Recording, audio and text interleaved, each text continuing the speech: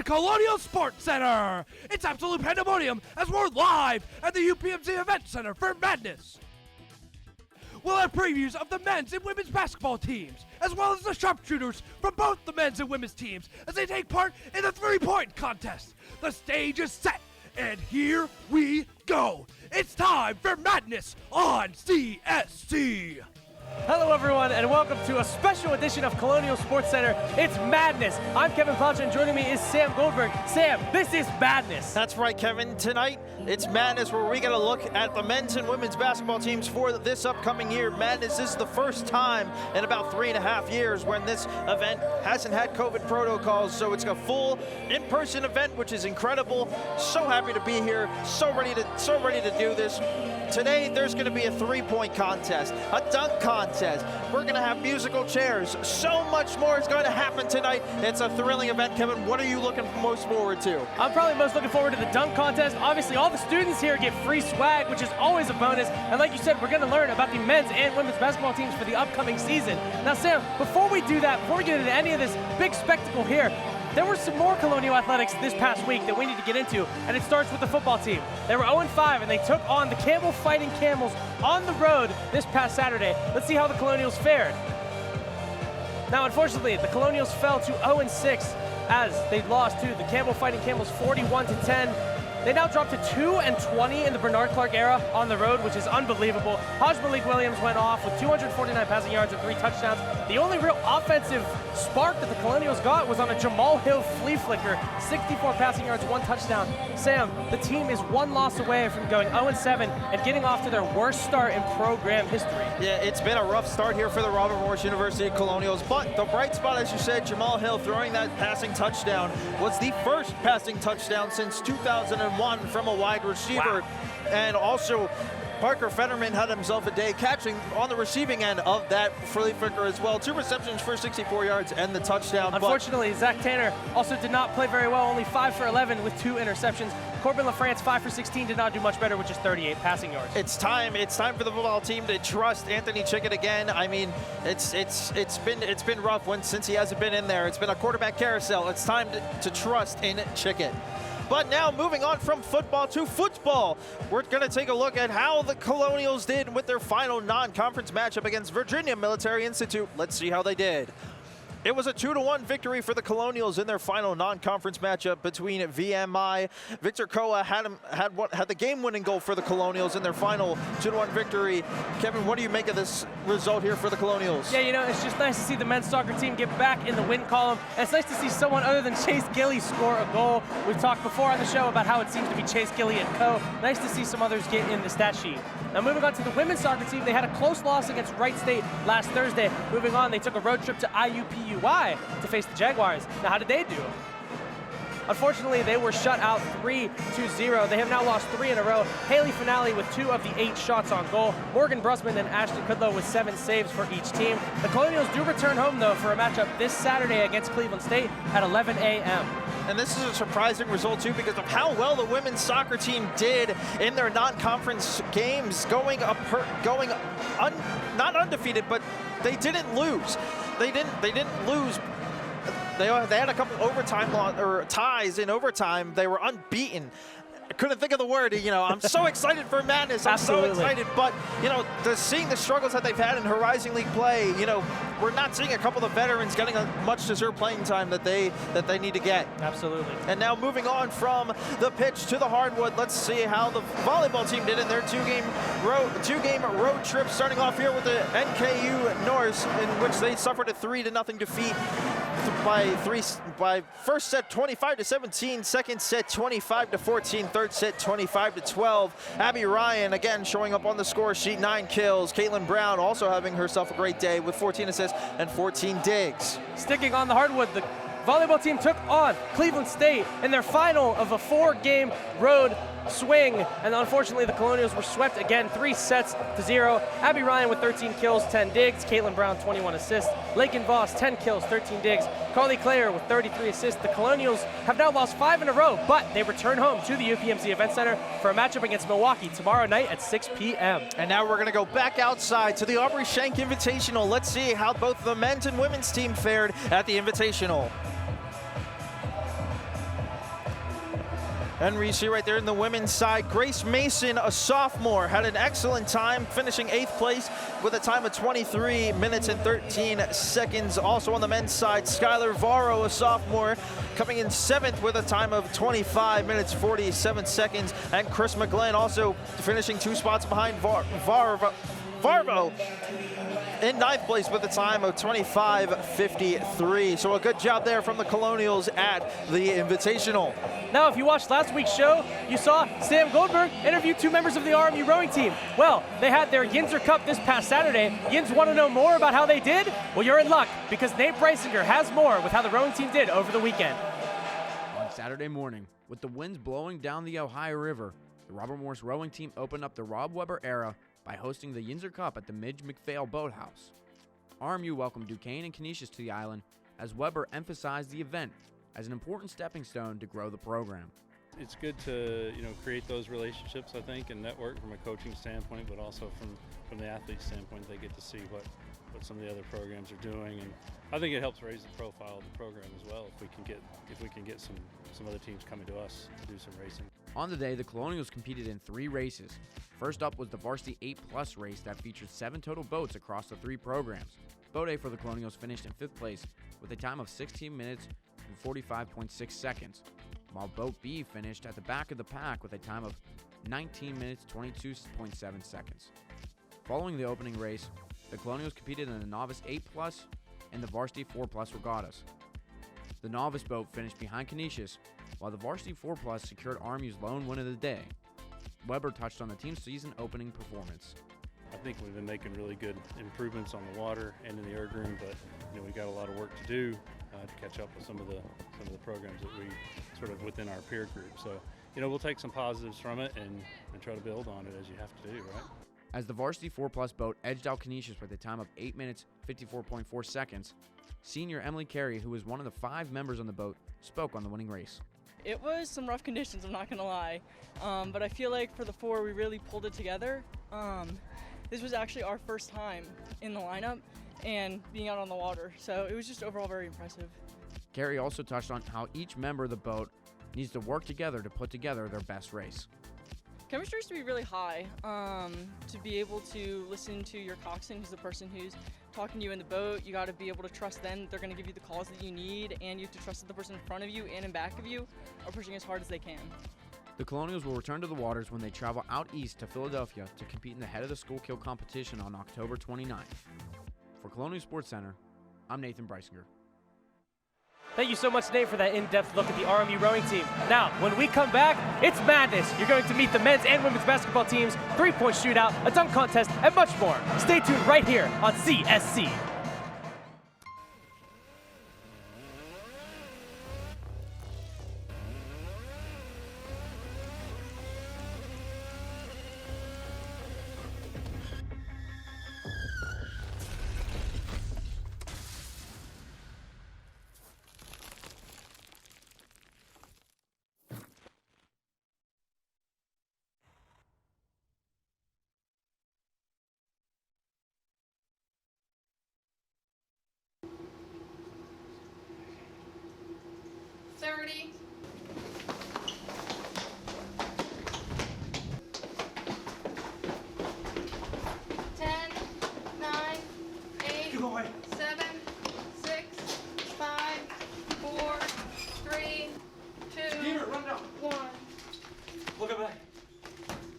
Sports Center.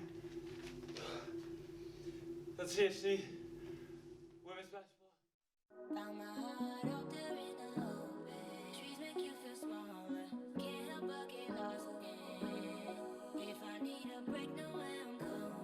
Where the water's flowing, I'd rather be floating. If it's something I can count on to be free. Feel the beat of nature at a park or forest near you. Find a forest and music inspired by nature at discovertheforest.org. Welcome back to Colonial Sports Center. We are just minutes away from the start of Madness, and Ethan Morrison has joined us. Ethan, What are you most excited for this evening? You know, Kevin, this is the kickoff to college basketball season, the start of a new era for both men's and women's basketball teams. As they look to improve upon, a pretty rough season for both sides last year, but tonight it's all about, hearing these new faces that are coming into the program and seeing those returners come back for another season. And, it should be another fun night. Sam, as you said, it's the first, normal madness that we've seen over the past couple of years, so can't be more excited. Ethan, there's a brand new roster here for the men's side and a lot of returners here on the women's side. Most importantly here, for each individual team, they weren't out of a lot of the games that they competed in. What do you think is the key to success this year for both the men's squad and the women's squad? I think for the men's squad, it's relying on the returners that they got. I mean, Andy Toole and his staff were able to bring back 4 of their 5 starters. They're bringing back a good core with Enoch Chiefs, Khalil Spear, and Matt Mayers as well. Michael Green III along with them. So just using those guys in there, they have experience, they have the chemistry, so just having those guys implemented in that starting rotation once again, I think they're going to have a lot of success there. And adding some of those few new pieces, some of the new transfers, and even some of the true freshmen that are coming in for the first time this year, I think by having everyone there, implemented there, I think they're going to have some good success there, a lot better than where they stood last year. And for the women, they lost Escarcito, they lost Natalie Villaflor to the transfer portal, also Ashaya Klopfenstein. So for them, it's just trying to figure out the pieces. They do have some good returners. They still have a very young squad, so it's also relying on the younger team. They got Simone Morris, Alejandro Mastral as well. So just being able to rely on those two as well. I mean, they got Sol Catcher out for the year, which is a big blow. But for this women's team, it's just building on what they were able to do last year and moving forward into this year. And Ethan, with a lot of new faces for this men's team, which one of the new faces do you look forward to watching most for the men's side? I mean, I think for the men's side, it's just looking at TJ Wainwright as one of those guys that it could really make an impact in his first season. I don't know how much playing time he'll get. Right now I don't see him slotting in the starting 5, but I do think he'll get some valuable minutes off of the bench. I think he could be a very valuable asset there. Gotcha. And now with a lot of returners on the women's side, who do you feel like will be the standout player to watch for the women's side? Can you repeat that one more time? Who do you think will be the standout player for the women's side? I think for the women's team, it's going to be Alejandra Mastro. She had a very good shot last year, especially in the freshman campaign, so if she can continue that going on there, I think they're going to have a lot of success with her. Ethan, it's time for Adam Gusky to start this off. Here we go. Let's send it to public address announcer Adam Gusky to get ready to meet your Colonials.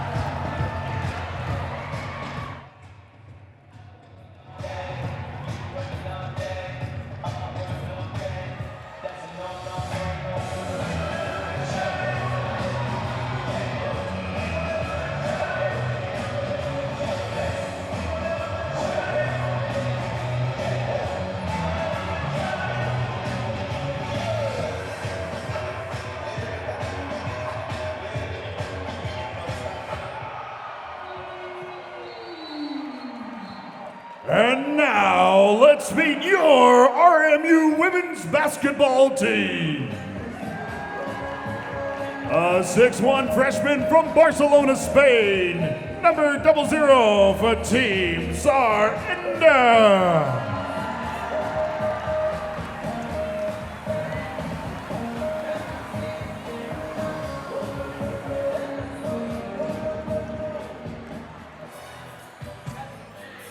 A 5'5" junior from Laval, Quebec, number 3, Luella Alana.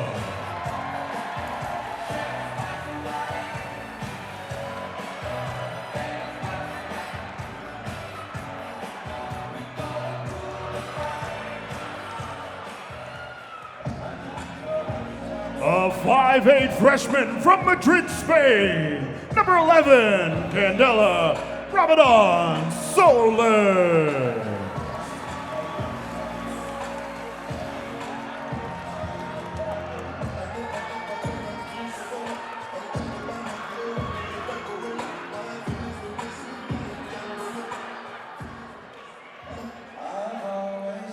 A 6'2" freshman from Kelowna, British Columbia, number 12, Paris Kirk.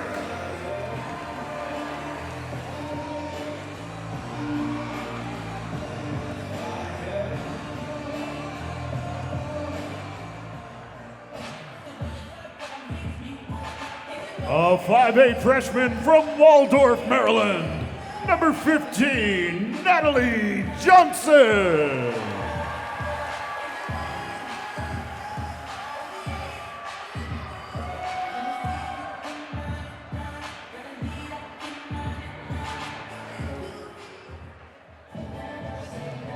A 6'2" sophomore from Berlin Center, Ohio, number 4, Danielle Vuletich.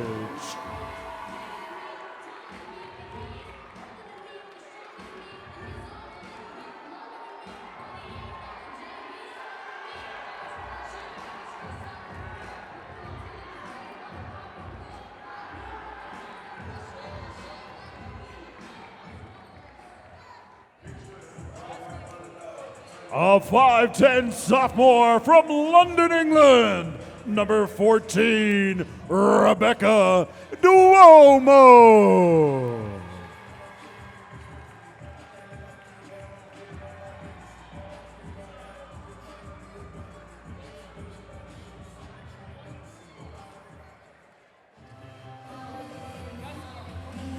A 6' sophomore from Montreal, Quebec, number 23, Phoenix Gideon.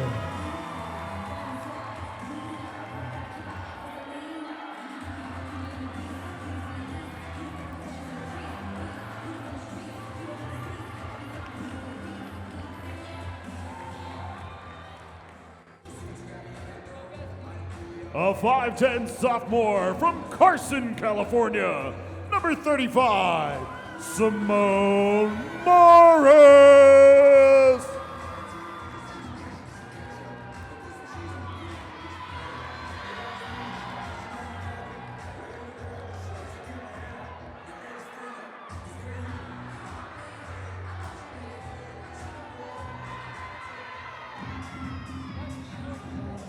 A 5'8" sophomore from Zaragoza, Spain, number 44, Alejandro Mastral.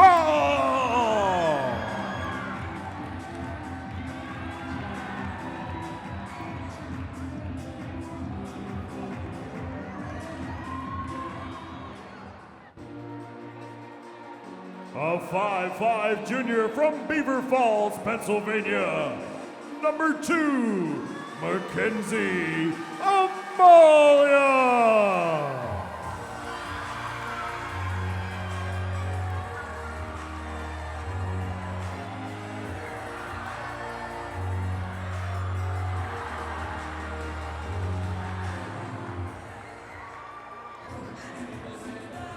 A 6'1" junior from Rio, Colorado, Argentina, number 24, Sol Castro.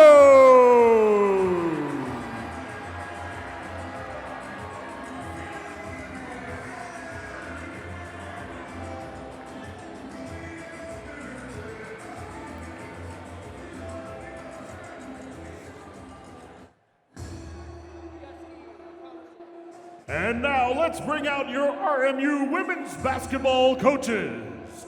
Led by 6th-year head coach Charlie Mascalia, welcomes Ben Hardiman, Blessing Freeman, Sarah Fowler, and Scott Schneider.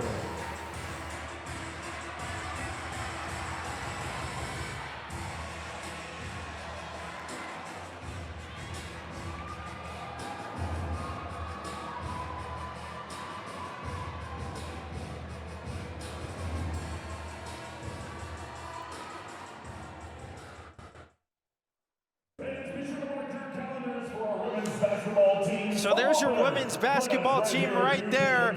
As you know, Sol Castro will be out for the year with her injury. But, Kevin, who is the piece that you think will take a step into her role?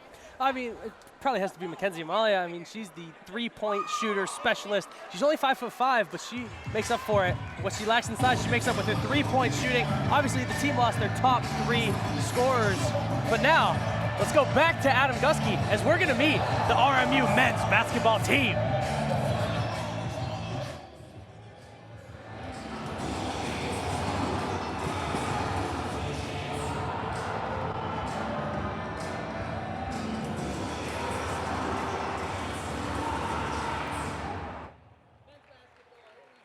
And now let's meet your RMU men's basketball team.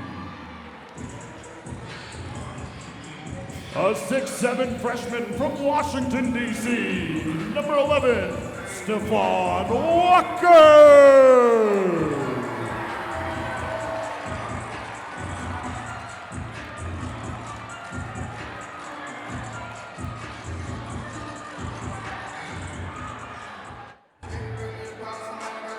A 6'6" freshman from Massillon, Ohio, number 20, Nathan Frasco.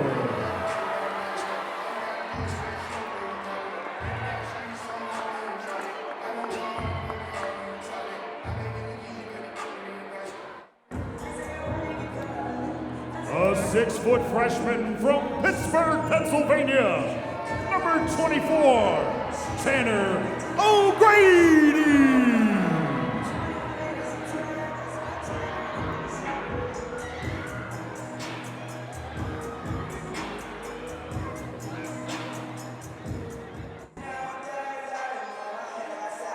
A 6'3" freshman from Elberon, New Jersey, number 31, Cyril Arvanites.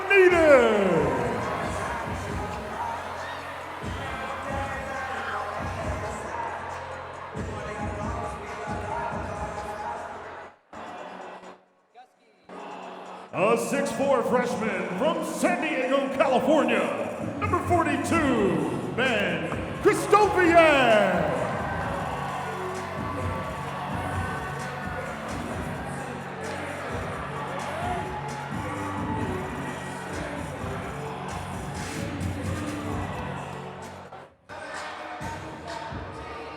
A 6'5" sophomore from Hurricane, Utah, number 12, Jackson Left.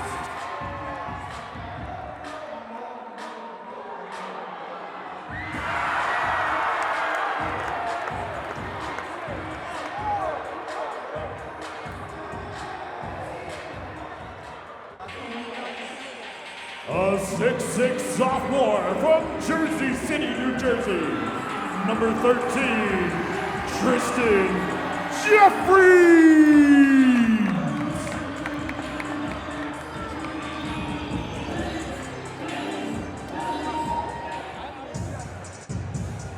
A 6'7" sophomore from Geneva, Switzerland, number 22, Kevin Martina.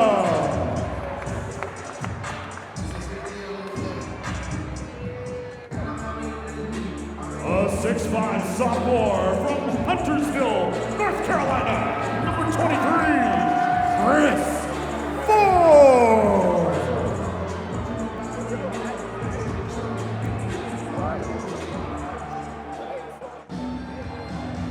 A 6'9" sophomore from Inez, Kentucky, number 50, Trey J.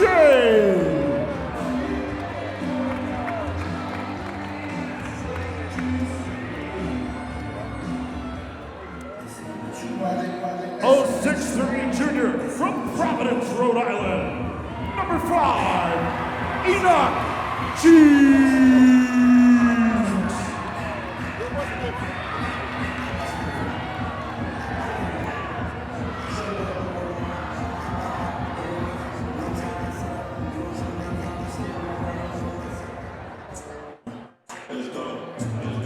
A 6'3" junior from Ghana, Ohio, number 32, Josh Corbin.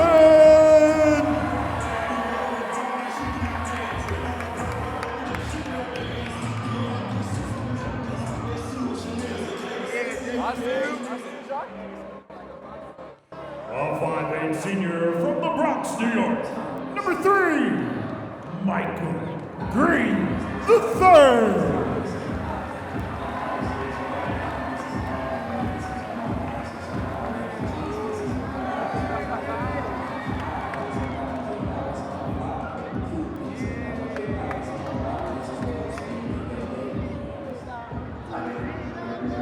A 6'8" senior from Hastings on the Hudson, New York, number 21, Matt Meyer.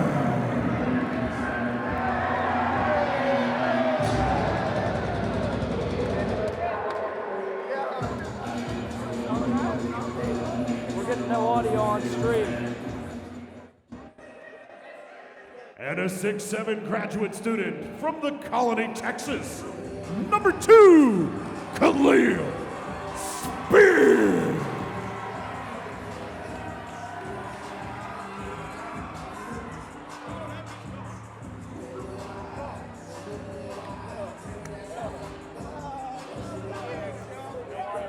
And now let's meet your RMU men's basketball coaching staff.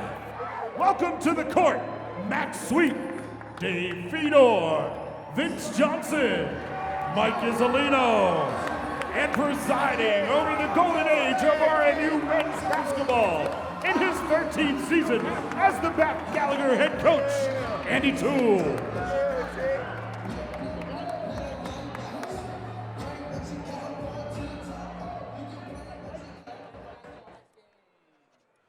Fans, be sure to mark your calendars for our men's basketball exhibition next Saturday when Nyack comes to Moon Township. Join us right here at the UMPC Events Center on October 29th. Admission to this event is free.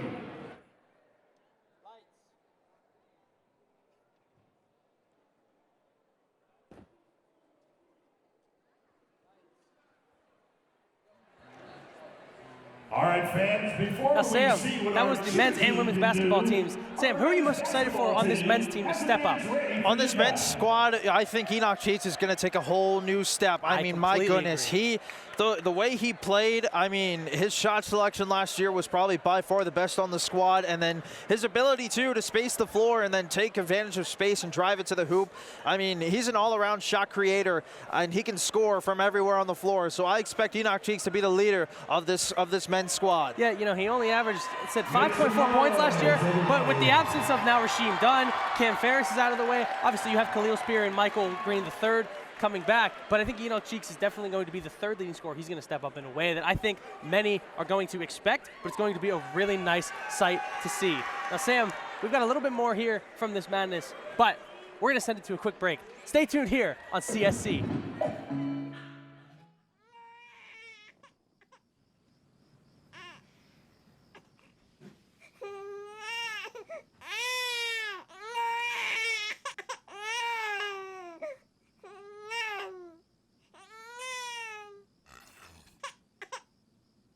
If you love them enough to suck the snot out of their nose at 4 a.m., then surely you'll check nhtsa.gov/the right seat to make sure they're in the right car seat. Today, we face an unprecedented crisis. Tens of millions of refugees have been forced from their homes. But you can make a difference. Turn disruption and despair to hope and opportunity. Even small amounts make a big difference. Provide shelter, support, or jobs in your community. The more we understand, the greater sense of belonging we create. Act now. Visit supportcrisisrelief.org. I don't want to talk about it.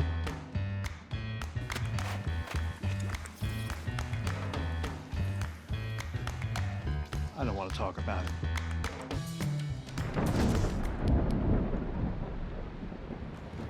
Families don't have to talk about everything, but they should talk about how to plan for an emergency.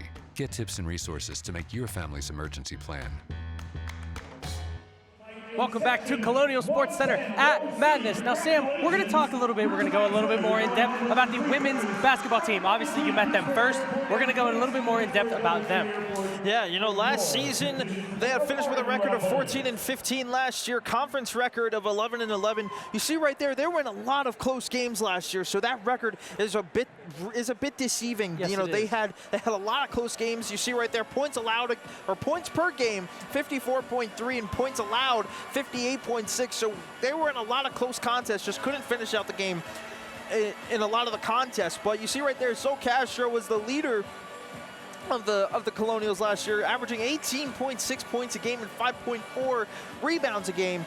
But with Sol Castro being out for the year, that's a big hole to fill if you're the women's roster. Yeah, absolutely. And, you know, I mentioned earlier Mackenzie Amelia, but I'm really looking forward to Danielle Vuletic. She got a little bit of minutes last season. She's a 6'2 center from Berlin, Ohio. And you know, she played whenever Sol Castro was struggling a little bit down the stretch. I'm not sure if that injury was kind of bugging her at the end of last season, but she's someone that I think could really take a step up and be that size, because one thing last season I really felt the Colonials women's basketball team lacked was size. And if Sol Castro was struggling, they really didn't have much offensive pace. Obviously that 54 points per game, and it definitely could have been up more in the 60 range. And like you said, they had a lot of close games. They could have finished off a few more of those. Now, they did get to host a home playoff game in the Horizon League tournament last season, which, you know, obviously that's a good goal to reach again this season, but I think they want to get a little bit more. Unfortunately, they lost 3 of their top scorers from last season. Obviously, Esther Castillo, Ashaya Kloffenstein transferred, and Sol Castro with that injury is out for the season. So they're going to need to find the answers, I guess, rather quickly. I don't know. We'll see how Coach B does. He puts different lineups together, but we're going to see pretty early on in the season who steps up. And also staying with the topic here for one women's basketball, Coach Charlie Biseglia was absent for a little bit last season, but came back in his first game back, got his 200th career win, or 100th career win last season. He's entering his 7th season as the head coach, 13 seasons on the Robert Morris University Colonials. Before becoming the head coach, he's a 4-time NEC regular season champion. He's been to the NEC tournament champs twice. Coach of the Year 4 times in the NEC. They previously went to the NCAA March Madness tournament and played Louisville, and unfortunately came up short there. And another freshman too that I'm looking for on this women's team to probably fill that role is Paris Kirks. You know, she's 6'2", so there's that size as well, and she can really fit well with this unit for the Colonials. Yeah, you know, going back to Coach B, as you saw on that graphic there, he's a decorated coach. I mean, he has what it takes to get things done with this squad, experience or inexperience. You know, he's got what it takes. As you saw, it said 7th season. He did reach 100 wins. I would like to shout out Scott Schneider, who did a fantastic job, I think, of keeping the locker room together and really keeping the team together when Coach Biscaglia was out long-term last season. But when Coach B did come back, as you can see, the team definitely rallied around him. Now, Sam, there are definitely some games that we're going to see here at the UPMC Events Center that are of interest to, I'm sure, everybody. As you can see, the 2022-23 home matchups. We've got 16 home matchups. You can see Madness. We're here right now. You know, some of the games I'm most looking forward to, obviously the very first game, November 7th, St. Francis coming here, old rival in the NEC. It's going to be really awesome to renew that rivalry. Goldberg, Sam, what do you think? You know, for me, the biggest matchup that I see here, which will really be a testament to see how this team does, is the next matchup on November 11th, which is George Mason. You know, George Mason is in a, I would say, a higher conference than Robert Morris, but really to see how this team fares against a tougher opponent in George Mason, I really can't wait. I look forward to seeing how that plays out. Yeah, absolutely. And you know, there are definitely some pretty big road games that are going to be going on. Now, Ethan Morrison will join us in a second to kind of go over his top games of the season.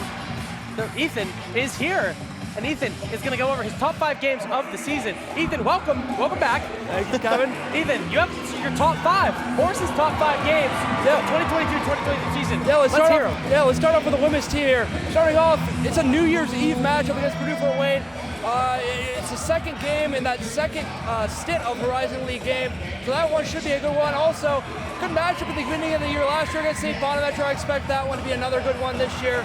So that one will slot in at number 4 just before holiday break on December 16th. And then Oklahoma, that's a big non-conference matchup on December 11th, followed by West Virginia. So a couple big non-conference matchups in the middle of that non-conference schedule. That game's on December 8th. And then St. Francis to open up the year. Number 1, former NEC foes going at it on November the 7th at 11 a.m. at the UPMC Events Center. Now to the men's side. The men's, they have a pretty interesting schedule to start the year. Starting off with that one, they start with Youngstown State on February 21st. That is their final home game of the year, so that one should be a good one. Then coming in at number 4, another New Year's Eve matchup. It's a doubleheader with the men's and the women's teams going up against Cleveland State. They play them on December 31st. Then at number 3, one of the bigger non-conference matchups at home is Marshall on December the 10th. Then number 2 in the Hostillo Hoops Community Classic. They're in an FTE this year, a traditional one. They will be traveling down to Savannah, Georgia to take on Mercer on November 25th. And to kick things off to begin the season at number 1, my top game of the year, they will be traveling to the Horseshoe to take on Ohio State on November the 7th. So that one should be a good ball game. Now I have to ask you, Ethan, with both of your top 5s for the men's and women's, which game do you think can the Colonials become victorious in? You know, I mean, I think a lot of these games will be tight. I think some of the conference games, I think games against, for the men's side especially, Cleveland State, Youngstown State, those are teams that they had very tight battles with last year.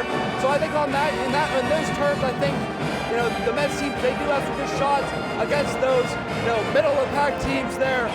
For the women's side, I think St. Bonaventure is a winnable game. I mean, St. Bonaventure, they're in the A-10, but they gave them a good fight last year, like I said, so I think that's a winnable game for them there. And, you know, just some of those bigger games, like I mentioned, like Oklahoma, West Virginia, those are some, you know, big games to put the program on the map there as well. Yeah, and you know, it was an testament last year. I know the men's team, they played UCF and played them really close, the final score being 69-59. So there's an opportunity there for the Colonials to be able to upset one of these opponents here in non-conference play. Yeah, I think it's just going to be, it's a testament, and time again, it's, you know, it's just keeping under control and keeping things, you know, in your control there, limiting the turnovers, you know, having good shot selection as well. Now, Sam, Ethan, once again, thank you for joining us on set here. When we come back, we're going to take an in-depth look at the men's basketball team. Stay tuned right here on CSC. Do you want to meet a family with a transgender kid? Here we are. Max loves to do backflips. Max loves to play his ukulele. Max loves to just be a kid and just be himself. When I found out I was pregnant, all I really wanted was a happy, healthy, whole child. And that's what I got. I think it's really important for people to know that trans kids don't have a political agenda. They are just kids. Like any parent, we love our kids unconditionally, and we will never stop fighting for them. Stand with us. Protect our families.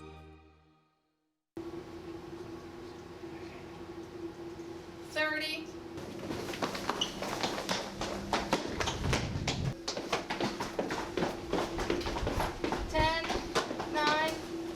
Go away. 7, 6, 5, 4, 3, 2, Here, run down. 1. Welcome back to Colonial Sports Center. That's CSC Women's Basketball.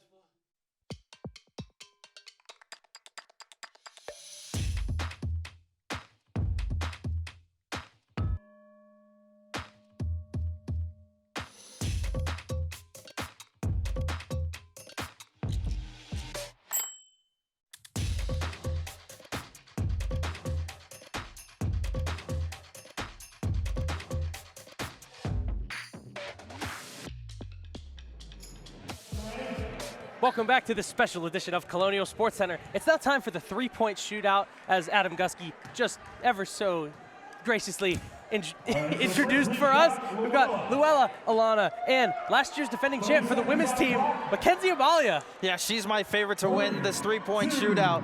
And here we go with the three-point shootout as 30 it's seconds. underway. 30 Luella seconds Alana, on the 1. clock. We have a miss there, 2. I don't know, Sam. Right now, she looks like she's in a pretty good groove to give Mackenzie Amalia a run for her money. She's on, oh, that one almost went in, but she was in a good groove there for a minute. Luella Alana, right now, the 5'4" freshman from Quebec, came from TPLS Christian Academy, one of the new freshmen, one of the younger faces on this year's women's basketball team. Yeah, she's and the buzzer sounds. She's one of the more talented three-point shooters to really come into this program. I think she'll have an immediate impact off the bench. And 6 threes for her there. Yeah, she's a stellar three-point shooter, really good form, and she has confidence in her shot as well. Yep. And you know, this event also kind of gives the teams, especially the younger players on the teams, a little bit of a chance to get loose and get used to the atmosphere of playing in a crowded gym here. As you can see, the students really showed out. There's a big crowd here, and that's always one of my favorite parts, seeing the big crowds. And I hope that we'll get some big crowds at the games this season. We've got 30 seconds on the clock for Mackenzie Amalia, someone who I mentioned earlier in the show is going to be a pretty big piece of this offense, with the top 3 scorers from last season being out, as she drains her first 3, makes it 2, and she's on fire. 4 in a row, 5, oh my my goodness me. And she finally misses after 5 in a row. 15 seconds left. It seems like even with those misses in the middle, she's easily going to beat Luella. Just needs one more. 7 seconds left. She easily beats Luella and is going to move on to the finals. Could she get to 10 at the buzzer? A 10-pack from Mackenzie Amalia. Like I said, she is a deadly three-point shooter. What she lacks inside, she makes up for behind the arc. She took a lot of threes last season, and that was one of the things that the women's team kind of struggled with. Obviously, it was kind of Mackenzie Amalia's world out there. She was the only one that seemed to be shooting from that distance. But with this new team coming in, we have Luella Alana, like you said, Mackenzie Amalia. This team could be deadly from three-point range. And Mackenzie Amalia has that Kyle Korver-esque type release from 3. But now switching over things to the men's side, it's Arvantis to start things off for the three-point contest. Missing his first 2, his third one is up and good. Cyril Arvanitis, a guard/forward, 6'3" freshman from Elberon, New Jersey. Maybe near your neck of the woods, Sam, I'm not really sure. Not even close. Red Bank Catholic High School, trying to get in a little bit of a groove. Luella could easily beat him here. He needs to get in a groove. Just 3 threes for him. Oh no. Oh, should we count that? At the buzzer. No good, just 4 for Cyril. Sam, I'm not sure if he maybe a little nervous. I don't know. I'd be nervous shooting threes in front of this big crowd. I probably wouldn't even make one. Well, here we go. Here's Corbin. Josh Corbin, another 6'3" junior. The transfer into this program. Starting off strong, making his first. Is made 2 of 3. That's 3, and that's 4. And there it is. He's going to try and give Mackenzie Amalia, and he's in rhythm. Oh my. Oh yeah. That looks a little wide. He's cooling off a little bit. 3 seconds. Good if it goes. That's 9. That one was after the buzzer, does not count. 9 for Josh Corbin, 10 for Mackenzie Amalia. Josh Corbin versus Mackenzie Amalia for the three-point shootout championship of the world in Moon Township. Yeah, I don't know. I don't know. Maybe Corbin might give Mackenzie Amalia a run for her money. We'll find out. Mackenzie looked dialed. After her first couple shots, she had to get started a little bit. But after that, she had 5 or 6 in a row. I mean, she was absolutely dialed in. And Sam, this is just, this event is awesome. Yeah, this atmosphere is absolutely electric. It's incredible. Just seeing all the faces here, mask-free, COVID-free, it's fantastic to finally get back to normal madness. As what they're doing around center court, they're doing a coin flip to go see who's going to go first in this three-point shootout. I call heads. I think Mackenzie Amalia won, and she's going to let Corbin go first. We're not sure what the call is, so we don't have it on record if I won the coin toss. However, Josh Corbin is going first, 30 seconds from straight downtown. 30 seconds. Here we go. And he starts with a make. That's how you want to start it. That one just rattles out, makes it 2. Uh-oh. Uh-oh. He has a smooth stroke, does Corbin. Josh Corbin is on fire. Oh, I jinxed him. Commentator's jinx. Commentator's jinx from CSC's own Kevin Ploucher. He gets the double digits already. 11. Mackenzie Amalia is in trouble. Whoa. Wow. Oh, at the buzzer. 14 three-pointers in 30 seconds. Josh Corbin absolutely dialed in. The team celebrates around him. I don't know, Sam. Mackenzie Amalia, I think, is in trouble here. Yeah, Mackenzie Amalia has to string some together. Josh Corbin, if he can do that during the regular season, that'll be a huge help off the bench for the Colonials. He could be seeing some huge minutes off the bench. Mackenzie Amalia misses her first 2 threes. She's got to get into a quick rhythm if she wants to beat Josh Corbin, but here she comes. Missing those last 2. Last 3. She's got to start making them all. She's got to make them all. Oh, there you go. 10 seconds. She's got to start chucking them up pretty quickly. And it looks like Josh Corbin unseats the queen, the 5'5" queen from Beaver Falls, PA. Not too far from here. Josh Corbin absolutely dominates the three-point contest. How about that? Your first Colonial moment, dethroning the three-point contest winner from last year, Josh Corbin. Has to feel good. You know, Takes the victory. This is obviously just for fun here in the end. But, Sam, that was the three-point shootout. Now, I think we should go maybe a little bit more in-depth about this men's team. As we saw there, Josh Corbin, he transferred. He's from Ohio, and he has a pretty nice three-point stroke. Hey, got a couple more incoming freshmen as well, like Krista Kowak. And speaking of Josh Corbin and an incoming freshman transfer into this program, Ethan Morrison is standing with the three-point contest winner. Ethan, what do you got for us? Yeah, I'm here with Josh Corbin here, winner of the three-point contest. Josh, how did it feel, to be out here and shooting threes here and winning that three-point contest? It felt great. This is my first year here, so to come here and get that title back for us, I love it. And speaking of coming into the program, what does this event mean to you and getting things kicked off here for the basketball season? It means a lot. Being out here with the fans, I know everybody gonna support us during the season, so being out here with everybody and my teammates and everybody, I love it. This is my first time, like I said, so I love the support. I love everything around here, for sure. And the season just under 3 weeks away. What are you most excited for heading into this year? It's my first year, and I know we didn't have the best year, so to come here and try to compete for that championship and to get this program back to what it deserves. Awesome. Guys, thank you, Josh, so much. So let's head back to Kevin and Sam. Ethan, Josh, thank you so much.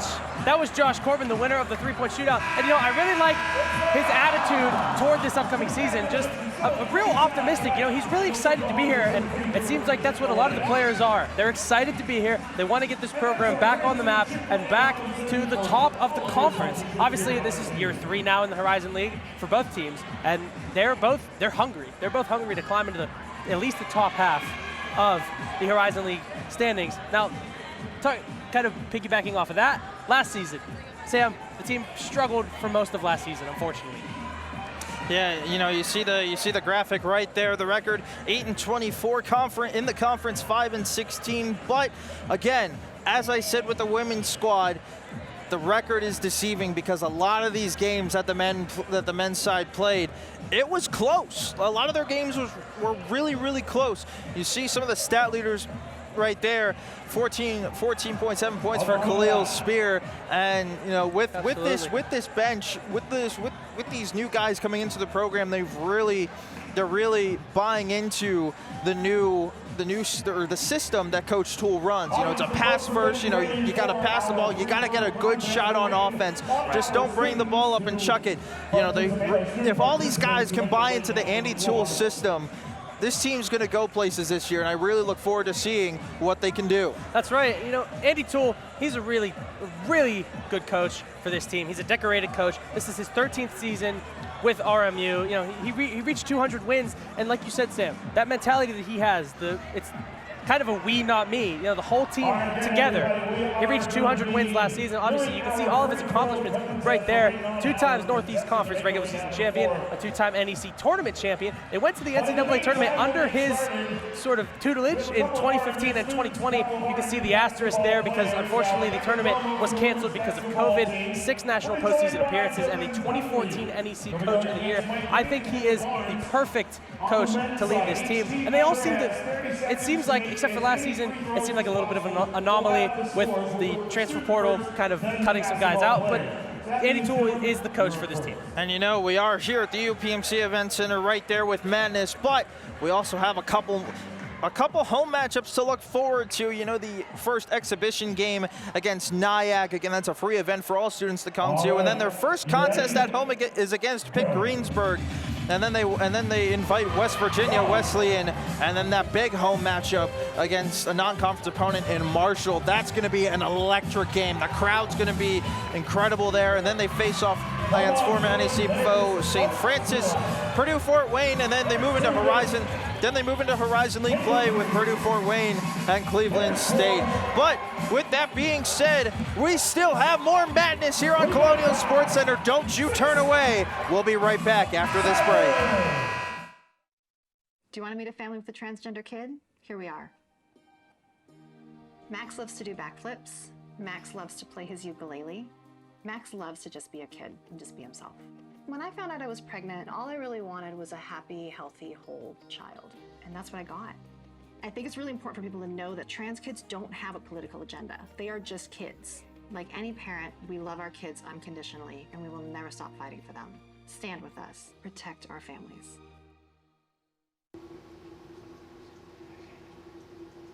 $30.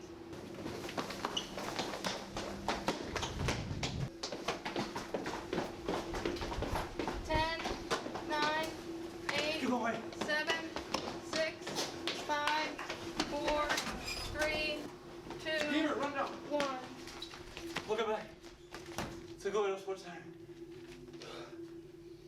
That's CSC Women's Basketball.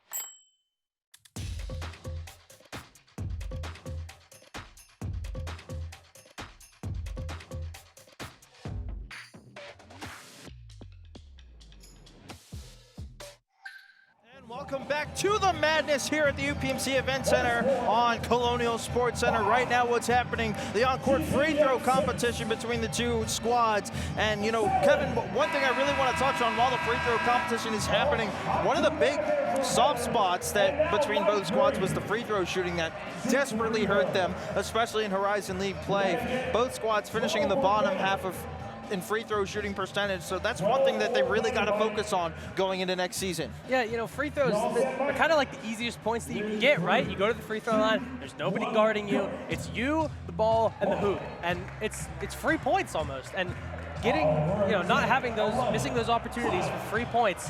I saw it a lot with the women's team last season, especially late in games. Those free throws can make you or break you. If you're trying, if the other team is fouling you when you're up, say, 4 or 5 points, if you don't make those free throws, they can make a couple threes in a row and steal a game from you. And obviously, Andy Toole, one thing that he talked a lot about last season, especially post-game a lot, was sustaining your effort the entire way. Obviously, it's hard to sustain effort, I guess, when you're talking about free throws, but you know, you go through your whole routine, you make sure the shot goes up well, and you make sure it goes in. And you saw right there, Michael Green III was the best free throw shooter for this team last year for the men's side, shooting just above 83% from from the free throw line. But you know, as you said, you know, free throws, it's just you in the hoop. Like there's nothing you got to worry about. As currently they're getting set up for the first on-court contest. It's the musical chairs. So that'll be interesting to watch. But again, free throws, they're so important because it's free points and you have to take advantage of that. But the on-court contest happening right now is musical chairs. Kevin, I wasn't really good at musical chairs. That's probably because I'm slow, but you know, but with the musical chairs competition about to start, let's send it back over to public address announcer Adam Gusky. Now the last person to get back here won't have a seat, so that means you're eliminated. And make sure you go all the way around the chairs, everyone. All right, DJ, you ready? In 3, 2, 1, go. Nope. Around the circle. Uh-oh. When the music stops, then you go shoot.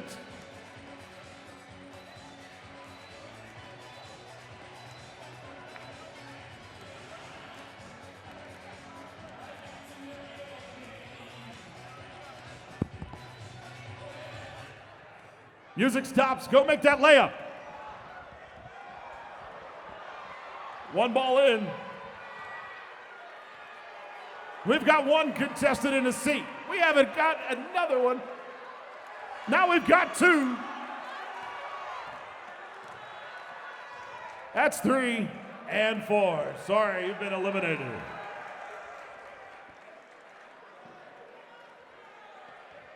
All right, one less chair. So 3 chairs, 4 people. Same rules apply. Ready? And go.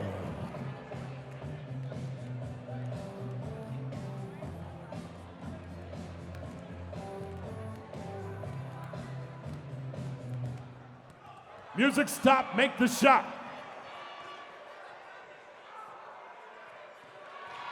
First ball in, same young lady.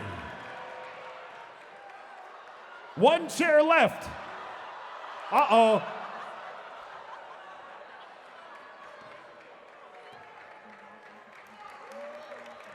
And then there were 3. One more chair to be taken away. So we've got 3 people. We've got 2 chairs. Ready? And go. Around the chairs we go. When it stops, only the DJ knows.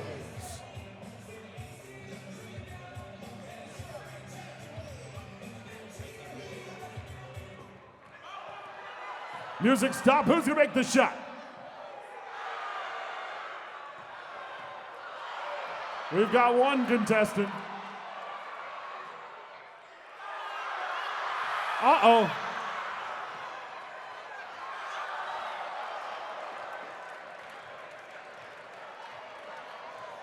We are down to 2 contestants and 1 chair. Same rules apply. Ready and go.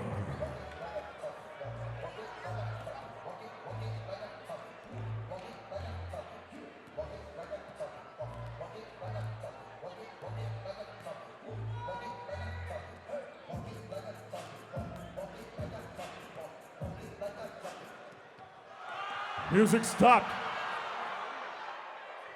Layups in. And there is our winner.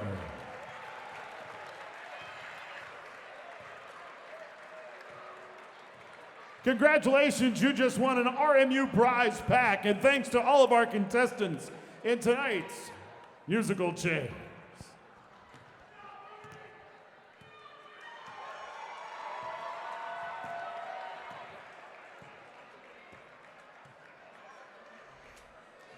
That was such a fun contest to watch. That's one of my fraternity brothers, David Moody, getting the win in that musical chairs layup contest. That's pretty creative to watch. Yes, but guess what? It's probably by far our favorite segment that's about to come up. The dunk contest. Oh my, yes. It rivals top 5 plays on a normal show, Sam, with the favorite segment of the show, I guess.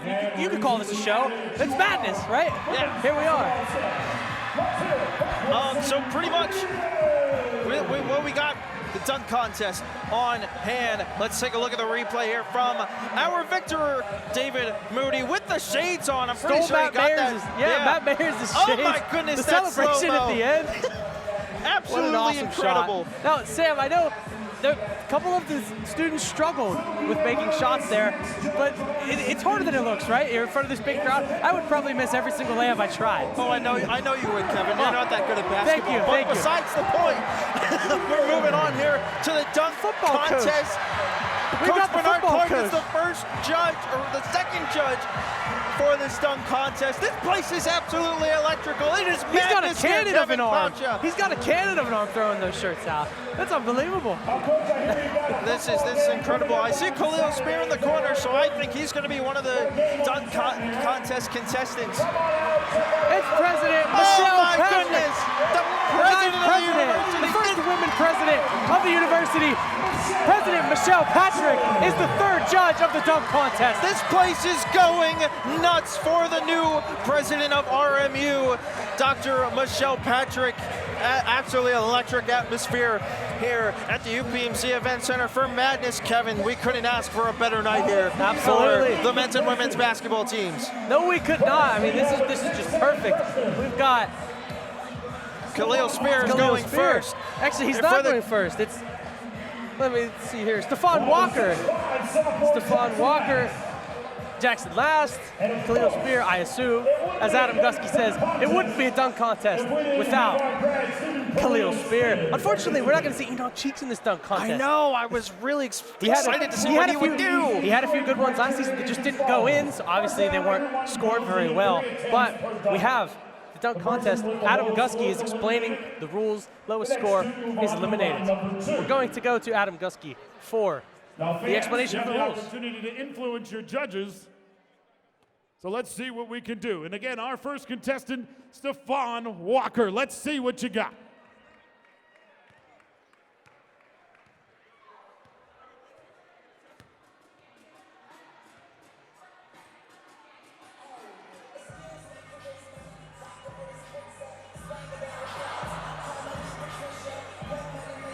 You still got 2 more chances. Walker trying to go for that 360 dunk. He wants a new ball. Misses it the first 2 times. He does want a new ball. It's probably slippery. He's nervous. He's trying it from the other side now. Oh! He goes for the windmill. Okay. Changes it up on his last attempt because he knew he needed something. Let's see how the judges rate it. We've got Bernard Clark and Michelle Patrick on the judges stand, I guess, even though they're sitting. It's not really a judge's stand. Couldn't really see the scores there from the judges. Nope. I mean, what would you rate that, Kevin? Third attempt. You got to consider it was his third attempt. I'd probably give it a 6. A 6? All right, I would give it respect a that. 6. You see the replay of There's the dunk right there. He had to change it up on his last attempt. If it was first attempt, I'd give it a little bit more. It seems like Jackson Last is getting some help from Cyril Arvanitis. He's trying to go for off the side of the backboard. Jackson Last going for the off the backboard assist from Cyril Arvanitis. Trying to get the crowd pumped up. Let's see how Jackson does here. Now, it's very important with the assister, Arvanitis. Misses that first one. That pass off the backboard wasn't the greatest. You want it to kind of be. It was off the side out front. bit. Yeah, That's yeah. right. It's got to be more direct. Attempt number 2. Oh, just misses. That was a much better assist from Arvanitis, but Jackson just couldn't send it home. And just like Stefan Walker, it looks like he's going to go for. He's calling an audible. Oh. Kind of going with the basic off the bounce reverse. I don't know. Let's see what the judges give him here. Oh, Jackson Last has officially been eliminated. The judges did not think that his audible dunk was as good as Stefan Walker's audible dunk. But now, the man of the hour. We're going to actually see a replay of Jackson Last's third dunk. It's nice, got good extension, the backwards dunk, but unfortunately just wasn't enough to pass Stefan Walker. Now we have Khalil Spear, the man of the hour. Going with it between the legs, just slipped out of his hands. Khalil Spear was the leading scorer for the Colonials last season with 14.7 points per game and 7.7 rebounds per game. Obviously, he's a spectacle anywhere he goes for this Colonial team. Just misses the between the legs dunk again. He had some fantastic dunks last season that the Colonial Crazies did go, in fact, crazy for, especially one against Milwaukee, where they defeated Patrick Baldwin Jr. and company. Oh, he's going to call an audible here to Enoch Cheeks for the assist. Haven't seen anyone jump over anyone yet, like last year, unfortunately. Oh. Okay, all right. I like that. A little off the side of the backboard with slamming it down with authority. We're going to see that dunk again, the assist. Really Khalil shaking Spear the rim right there. With a total of 20 points, moves on over Stefan Walker's 18. Judges a little harsh. Well, you got to think too. It is their third attempt. That's true. I mean, if you nail it on the first try, there's definitely going to be more points right there. Absolutely. And no Enoch Cheeks in that dunk contest, unfortunately, but we did have Khalil Spear and Stefan Walker and Jackson Last, 2 newcomers into this team this season. All right, so here we go. Walker's first attempt. Goes for the 360 and gets it. Not sure what the judges are going to rate it or if he could try again. No, he made the dunk. The judges. 26 total. All right. That's very good. It was a neat 360 dunk right there from Walker. See how Khalil Spear. So Khalil Spear has to make his first dunk here or he's not going to win. Khalil Spear chatting up Romo beforehand, trying to get some good luck. Maybe he's convincing him to is he gonna jump over? Is he gonna jump over Romo? I'm not sure. He's gonna do something. He's got There's a chair. A chair is being brought out by an attendant to the court. Khalil Spear, always known for doing something crazy, whether it's posterizing a player from Milwaukee or trying an insane dunk in the dunk contest. He's getting Oh my goodness. Romo is sitting down. Romo's. I wish, now, our very own Ethan Morrison, who joined us a few times this evening, I wish he was in that chair. Seeing Khalil Spear jump over Romo's our pretty third far man, away from that Ethan rim. Morrison would be very funny. Khalil Spear looks to jump over Romo. We see Ethan right in front of us. Ethan should volunteer. It looks like he's turning. He's gonna send it to Ethan. This is gonna be one heck of a dunk if he can pull this off. And this Romo, like they said, the tallest one in Robert Morris history. So it's gonna be tough to clear for Khalil. But he's got some hops. We've seen him before in games, getting over, getting on top of guys and putting them in body bags. So this one shouldn't be too difficult for him, but definitely one difficult to clear. What a dunk! Khalil makes it over Romo. Is it going to be enough? And He did get a little. 29! A near Khalil perfect Spear. Oh my goodness, what a dunk! Khalil Spear, the back-to-back dunk contest champion. Let's see that one again. Over Romo. Woohoo! What That a was dunk from Khalil incredible. Spear. Look for more of that this upcoming season from Khalil Spear. Madness, Adam Gusky appears to be sort of winding things down. As Sam, this was an absolutely incredible evening, an exciting evening to get everybody introduced to these men's and women's basketball teams. I know I'm excited for the upcoming season. I'm sure you are as well, and I'm sure everyone else should be. Yeah, I am so excited for these two teams. You hear the fight song playing in the background. What an incredible event Madness was. It was absolute madness, Kevin Plowcha. Yes, I mean, it was. What an incredible time this was. From the dunk contest, you had the incredible layup musical chairs. You know, this event, they had a lot of creative ideas, and it was great to see the student support here as well. Absolutely. The students showed out this evening. You know, we talked a little bit about Coach Andy Toole, Coach Charlie Biscaglia. We got you pretty well informed on everybody for this upcoming season. Someone that we really didn't talk about much was, for the men's team, TJ Wainwright, the 3-star guard. I didn't see him in player intros. I'm not sure what that was about, but TJ Wainwright, 6'3", freshman guard from Los Angeles, California, went to Winchester Senior High School. Did not see him during player intros like we said, but he was a 3-star recruit that committed to RMU back in, I believe, February. Yeah, and you know, just going back to the crowd and atmosphere here, you know, really big a testament to the leader of the Colonial Crazies, Sean Nolan, for absolutely promoting this event incredibly. Absolutely. The student support was incredible here, and couldn't ask for a better Madness. So, thank you guys for tuning in for this Madness edition of Colonial Sports Center. For Kevin Plowcha and Ethan Morrison, I'm Samuel Goldberg. We will see you next Thursday, normal time, 9 p.m. for Colonial Sports Center. Have a good night.